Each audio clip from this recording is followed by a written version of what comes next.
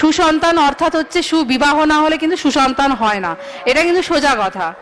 সুসন্তান শুধুমাত্র পয়সা রোজগার করে আপনাকে কোরিয়ারে পাঠাবে, সেটা কিন্তু সুসন্তানের একটা নমুনা হলো না। কিন্তু পিতা মাতার অসুস্থতার সময় তার সামনে দাঁড়ানো।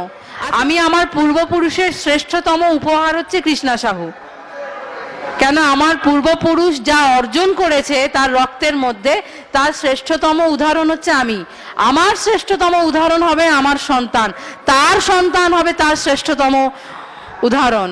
এবার সেখানে যদি আমি ভেজাল দিয়ে দিই তাহলে কিন্তু আমার পূর্বপুরুষের যে সাধনা সেটা ব্যাঘাত ঘটে।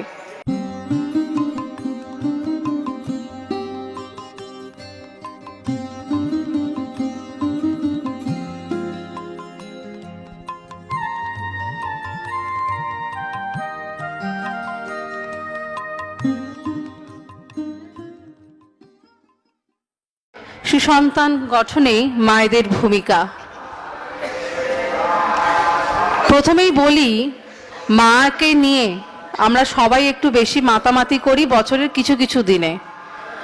দুর্গা পূজা, কালী পূজা, সরস্বতী পূজা, লক্ষ্মী পূজা, এইগুলোতে মায়েদের আমরা পুজো করি। আর সারা বছর কিন্তু ঘরে যারা আমরা কাজকর্ম করছি তাদেরকে কিন্তু দমিয়ে রাখি।